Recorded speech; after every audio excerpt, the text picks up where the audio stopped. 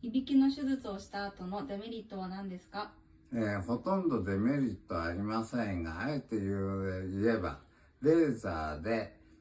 口外水、喉ちんことその周りを切りますから、切った後の違和感はこれ必ず出ます。で、経過とともにそれは消えちゃうのは普通なんですが、中に気にされちゃう方がいらっしゃることも確かです。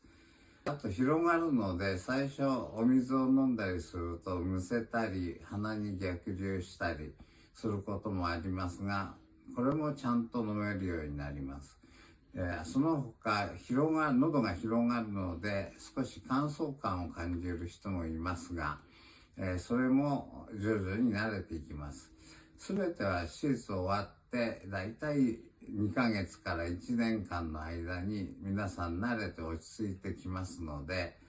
大きなデメリットはありません。